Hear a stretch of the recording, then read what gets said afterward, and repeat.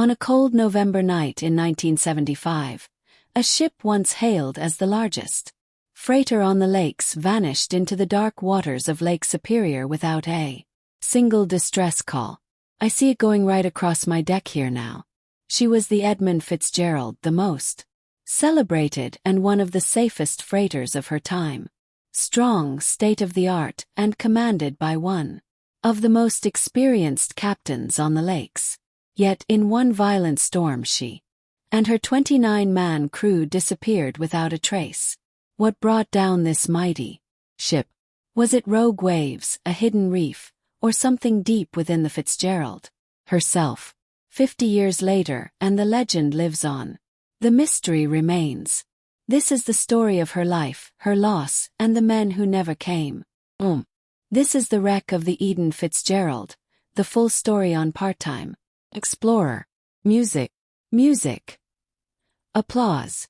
For such a heavy video about a tragedy that still carries significant emotional weight for families and friends of those who were lost, we've decided not to accept a sponsor for this video. But we do want to thank our supporters on Patreon for helping make this documentary financially possible. Can visit my Patreon at the link in the description below. The wreck of the Edmund Fitzgerald has haunted the Great Lakes for half a century.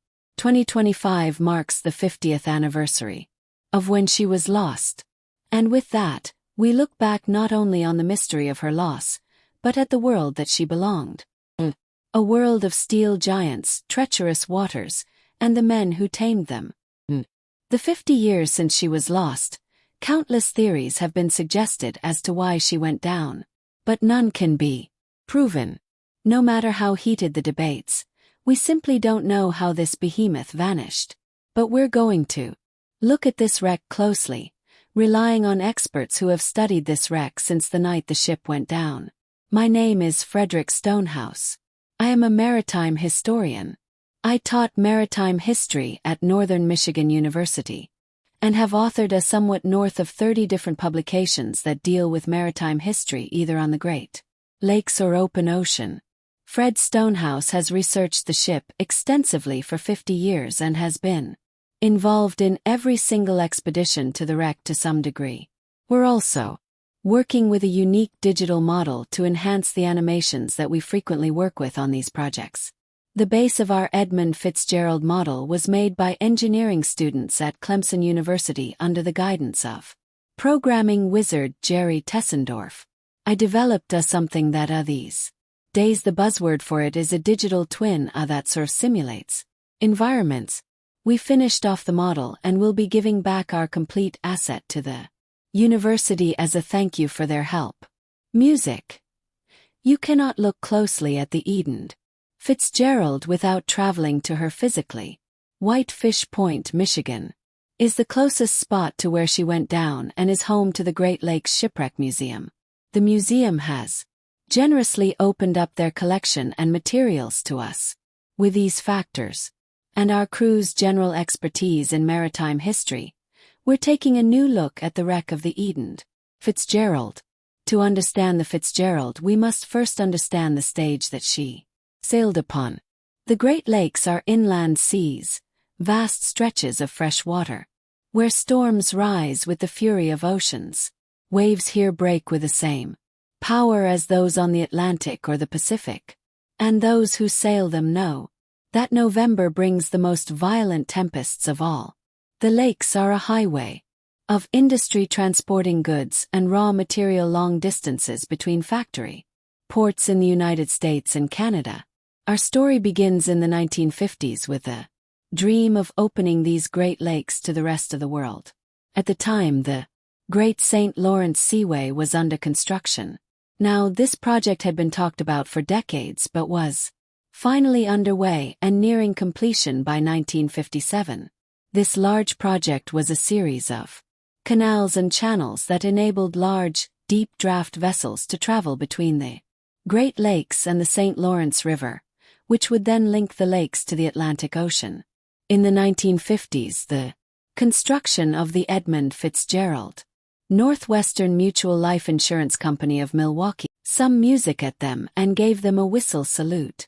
This had a lasting impression on the two kids, who from then on referred to the captain as the happy captain of the happy boat. The family managed to come in contact with the captain, who invited them to tour the ship that October. They walked the entire vessel, having a grand time, and took lunch in the captain's cabin. Captain Pulsar loaded the kids up with souvenirs as they left, and a memory that they would always cherish. Captain Pulsar retired in 1972, and command of the Edmund Fitzgerald was taken over by Captain Ernest Msurley. Just like in the sailing days of old, it was common for captains and officers to bring their wives on voyages with them. They might quilt on the wheelhouse or bake cakes in the galley, adding a wonderful touch of home to those long voyages, with some of the sailors not seeing their homes all season. The wives even furnished wonderful holiday meals, such as this fine spread laid out for Thanksgiving aboard the Edmund Fitzgerald. For a freighter, the Fitz sure was comfortable, with all sorts of modern amenities provided for her crew. As mentioned earlier, the Fitzgerald had passenger accommodations. Usually, if you were to sail on the Fitzgerald as a passenger, it was as a guest of one of the companies connected with the ship, or as family of the crew or something like that. If it could be a captain's wife or an officer's wife that accompanied that particular trip. It could be a corporate man from the company headquarters that was taking the trip with his family. It likewise could be a businessman that had a relationship with the shipping company in some regard that was offered a trip on the boat. The passengers had their own dining room in the starboard aft corner of the after-deck house, and once per voyage the captain was known to do a fine dinner by candle lights with special cocktails. Passengers soon fell into the rhythm of the lakes as the big ship drove onward. It would be something you do in late spring, midsummer, to enjoy the great lakes that we have, and what you're seeing and what you're doing, and more importantly, almost getting with the rhythm of the Great Lakes. Takes a few days to do that, to settle down to a nice boat trip on a great big freighter. She was as comfortable as an ocean liner. The passenger accommodations on Fitzgerald were considered to be probably the best in the fleet. Certainly among the best of the Great Lakes vessels. I don't say that lightly.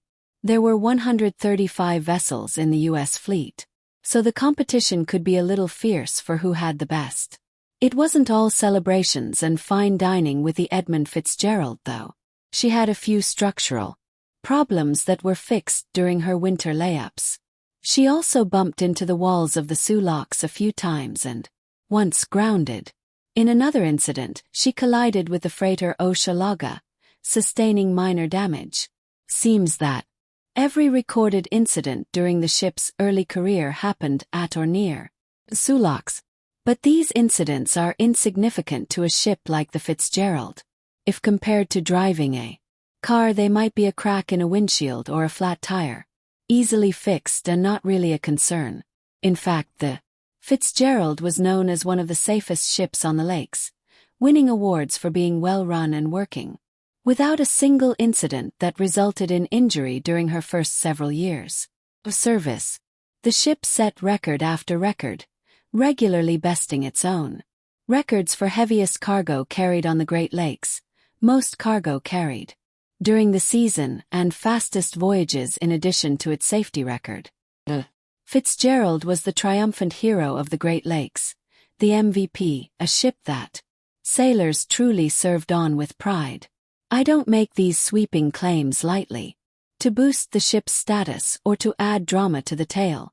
Her reputation was regularly talked about in the newspapers of the 1960s. In 1969, a bow thruster was installed to give the ship greater maneuverability in port, essentially eliminating the need for a tugboat to help the ship dock, resulting in the fastest and biggest ship of the lakes now being able to turn around in port significantly faster. The tail end of 1971, during her winter layup, her boilers were converted from coal burning to oil burning. On January 7, 1974, right by downtown Detroit, the Fitzgerald had another little accident, and she lost her starboard anchor, which dropped down into the water and was left there. 30 years later, the anchor was rediscovered. by divers and eventually recovered, and now sits outside the Dawson Great Lakes Museum on Bell Island. Throughout her career, the Coast Guard adjusted the permitted load line for the Fitzgerald, ultimately reducing her legal freeboard by over 3 foot down to less than 12 feet now. The Fitzgerald was permitted to sail with additional cargo and lower in the water. This reduction was done because the Coast Guard felt that the Fitzgerald was safer than initially believed, but these reductions did make her more vulnerable to larger waves and breaking seas. Other than that, as the ship worked its way through its 1975 season, she was very much the same vessel as when she was built 17 years prior. 17 years isn't old by any means with these lake freighters. The fresh water of the lakes, combined with the advanced engineering put into the construction of these vessels, means that they could, with proper care, stay in service indefinitely. The Herbert C. Jackson, for example, is very similar to the Fitzgerald structurally and was built 1 year after the Fitz. At nearly 70 years old today, she's still in service. So the Fitzgerald at 17 years old was still considered quite young. Preparations for the final voyage. Music. October 31, 1975. An inspection of the spar deck was made on the Eden Fitzgerald as it laid over in Toledo, Ohio, in order to best assess what repair work would need to be done over her winter layup that year. There were no serious issues found with the ship. Anything needed work was considered to just be routine as the result of wear and tear. The most notable fault in the ship, however, was the number 4 hatch. There were cracks and gashes. These were considered insignificant. Sure, it could allow water to enter, but the ship had pumps that were designed to keep up with the hatch leaks. The hatches weren't even waterproof, so the ship was built to be able to take a little bit of water through the hatches. She had 6 different pumps, 2 different types. She was well equipped to pump water out of her holds and her ballast tanks. The Fitzgerald was permitted to finish the season before these problems were addressed, since there were really only about 2 weeks left before winter would set in. The season was drawing to a close. It's usually around mid-November, when the skies turn gloomy when the winter winds roll onto the Great Lakes, marking the end of safe passage on the lakes for the year. By far, November is the worst time to be on the Great Lakes, followed by October and, of course, September as the fall builds up. Sometimes it's been referred to as the Witch of November, but it truly is the worst time to be moving cargo or boating in any way on the especially Lake Superior. Music. Another voyage and a half later, the Eden Fitzgerald was docked at the Burlington Northern Railroad Dock No. 1. This dock right here still standing today. Although she often morrowed at mining plants like Silver Bay on her first voyage, she frequently came along massive ore docks like these where she was loaded with taconite pellets. Billions of these pellets were hauled from the mines down to the lake and brought out onto these ore docks by train. The Fitzgerald would position itself alongside the dock and chutes would lower down over each of the open hatchways. A crewman would stand on deck and give hand signals to guide the ship to be perfectly aligned with these ore chutes. Long trains of hoppers would continuously move up onto the ore dock and dump the pellets into these chambers, the trains moving in and out as the ships filled. When a chamber was spent, the ship would move down the dock, working its way along. Music. Slowly over the course of 4 or 5 hours, ore would fill all 3 holds of the ship until she sat low in the water. Iron ore was loaded into the ship as usual, 26,116 tons of it in the form of taconite pellets. It was a heavy load, but not a record breaker. This was likely to be the Fitzgerald's final voyage of the season. Storms were brewing to the south, making their way north. The Fitzgerald would travel down to Detroit, drop off the cargo, and begin her winter layover in Toledo. The weather on Lake Superior was beautiful on November 9th. The storm is brewing. But 700 miles away, a fierce storm was brewing. The storm formed in central Kansas on November 9th, 1975, and rapidly began to move to the northeast. Although it doesn't have an eye or anything like that, you can kind of think of this farm center, and the motion is sort of counterclockwise a little bit, like our larger storm systems are. At the moment that the Edmonton sheriff was planning to leave Bore, it was that the storm was still in the Midwest, and it was forecast to move up north and take a path that was east of Lake Superior, and in fact it did not go east of Lake Superior, went right over Lake Superior, and so the wind pattern from it was very different from what the forecast was. She was over central Lake Superior the following day, packing some really ferocious winds. Some of the winds on the open lake were clocked at over 90 miles per hour. Now remember, a Category 1 hurricane is 74 m an hour. So these were truly hurricane winds. The Weather Service, of course, does not recognize hurricanes on the Great Lakes, so that term in connection with the Fitzgerald is very rarely used. But it was a vicious time on the lake. Some of the waves reported in excess of 40 feet. The Weather Service admitted to waves in excess of 25 feet, so it truly was a bad storm. Though it was not nearly the worst of the storms that ever struck the lakes. Go back to 1913, November 13th, when the great blow of that year came through that quite literally wrecked 47 different vessels on the Great Lakes, killed 250 sailors, sank 9 modern steel iron ore carriers with all hands and locations unidentified. Only this year was the last one of them. The Courthers finally found. This storm, now brewing in Kansas, was projected to miss Lake Superior, but the weather agency was terribly wrong. The storms that generate out of the southwest are really the nastiest ones. Every time that there's been a big storm in the lake, that's where it came from. The final voyage. At 2:15 p.m. November 9, 1975, the Edmund Fitzgerald pulled away from dock Number 1, making its way out of the harbor and into Lake Superior, bound for Zoo Island, Detroit.